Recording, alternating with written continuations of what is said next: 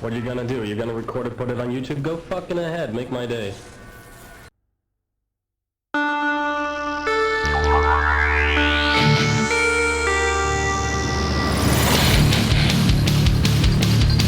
Hello guys and welcome back, it's the Sniping Raccoon, and on this week's Weaponized Wednesdays we are doing Team Fortress 2. This is on the PC, there is a PlayStation 3 and an Xbox version through the orange box where you get Half-Life 2 as well. Quickly, what I'm just showing you is how to search for a game. You can either choose through the servers, which ones you've played before, or you've got favourites, or you can click the play multiplayer, pick a random server starting on a specific game mode. As it goes through, I'm just going to scroll through, showing you all the different game modes you can search for while I just talk about this. So, yeah, Team Fortress 2 is an FPS shooter, hence why it's on Weaponized Wednesdays. And it is a class-based shooter. Basically, there are 9 different classes to choose from, and each class has their own weapon set, health settings, and little perks and sort of like, not attachments, but little nuances that make it so much fun. You can choose between red and blue. Red is always on defense, blue is always attacking, and when you get to the end of the game it switches. As you can see, the 9 classes there. What we're going to do is I'm just going to go into the heavy and I'm going to click the edit loadout. Now you've got 3 basic weapons. The things on the right hand side you don't need to bother about because they're just aesthetics. You can get these weapons from either finding them randomly in the game and they just pop up after you've done something or after you get a kill, or you can actually craft them. I think it's in the workbox, or no, sorry, the workbox. You actually craft them in like the bench sort of thing, and each different weapon has its own little taunt. So what we're going to do now is we're actually going to watch 2 of the heavy's 3 taunts with his big gun. You did well. And he's shotty. Mission begins in 10 seconds. 5, 4. And we're going to see how not to start a game.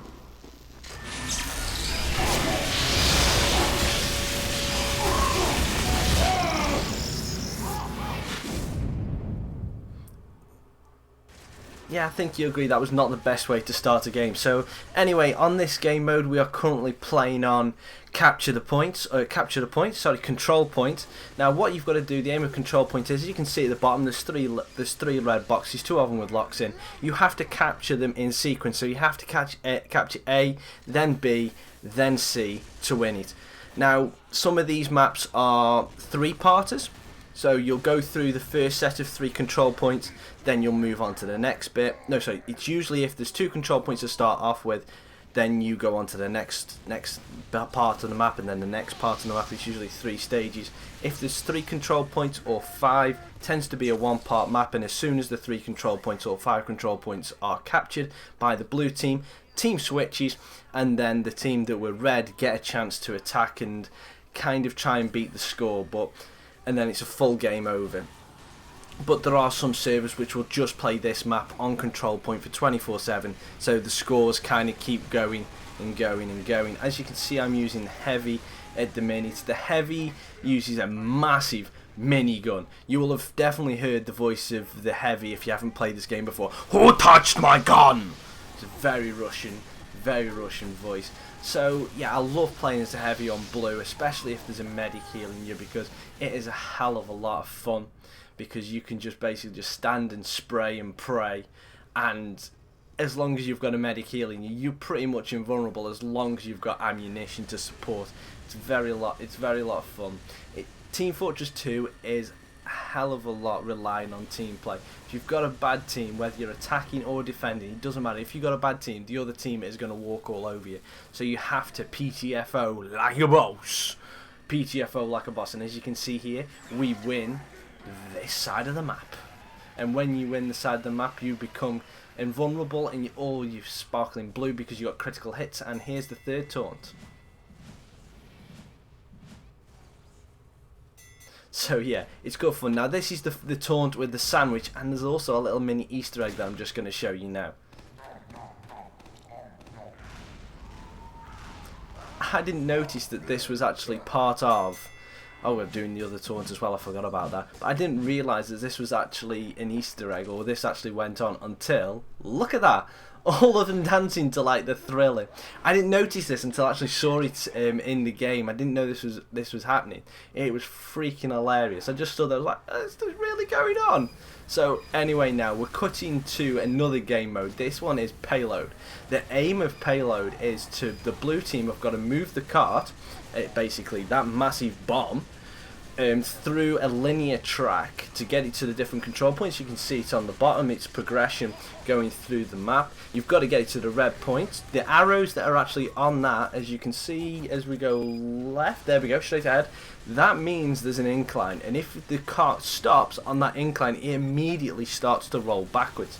Now them two buildings there are set up by the engineer. As I said, I'll go through different classes in a different video. This is just an overview of Team Fortress 2 and why I love Payload and why I love playing as the Heavy.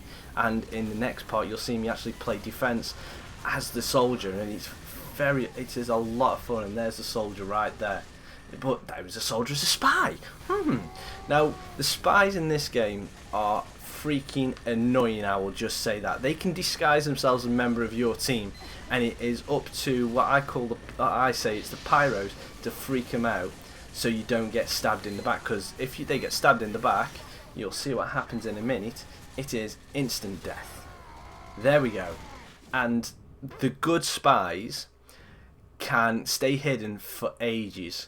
Now I'm using the scout now, and as you can see I found a different weapon. The scout's main ability is it can move rapid, it can double jump, but the key thing is, and why it is so good on Payload and Capture the Point, is when it is actually capturing it, it counts as two people. So the points capture faster, the cart moves faster, and I get absolutely owned by that sentry gun, which is only made by the engineer. But the scout is imperative during during an objective control point or payload. It is very, very important to have a good scout on your team, but they are very squishy and die very quickly. So here we go. We are on Payload. This is on the second part of the map, because we've just won the first part of the map, and this basically, that was just me showing that I can kill a demo man in the middle of the water. And we're going to cut now to where we start off defending. We win the map, and I'll show you what happens when we win the map later on. Now this is basically now how to defend Payload like a team. I'm not saying like a boss, I do alright, but there's the other members of my team keep these here something rotten. And this Team Fortress 2 is one game I know where spawn camping is not only allowed, it is encouraged. Because when you're defending, especially on like Payload, because the objective is obviously to keep the cart as far back as you can, the objective is to keep the other team as close to their spawn as they can, so they cannot advance the cart. So if you've got a good team and you can advance them and keep them as close to their spawn as possible, you are doing your job very, very well. Now in this game, this hut here, this is the farthest that the cart actually gets. It comes into this hut, it doesn't actually go out properly on the other side. Our team was on point.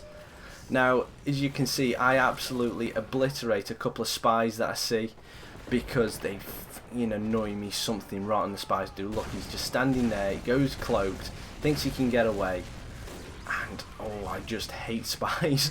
They just really do me treat because all they try and do is mess up. They can disguise, they can sap, if a spy is playing really well against you, then they can sap all your defences, they can take out your sentry guns, do all the good work that you got to advancing the defence back and really turn the tables on you. A good spy is very hard to come by though, because it takes a lot of skill and you've got to be very, very, very patient. Now as you can see here, we are defending. This is as far as the cart has got, so we've got 5 minutes remaining.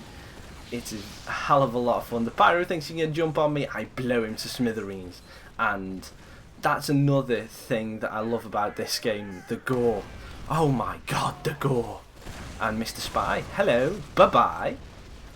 So yeah, and here we go again. Demo man thinks he can take me on, no chance. Come on Pyro, bang, you're gone, see you later.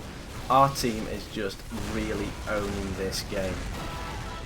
And hello, what was that? Dominating. Yeah, this has got a dominating and nemesis system. If you kill the same person 3 times in a row, sorry, not 3 times consecutive, but if you kill them 3 times without them killing you, you dominate them. If they kill you 3 times without you killing them, they become your nemesis, that kind of thing. You can also get revenge kills, but it's pretty cool that way.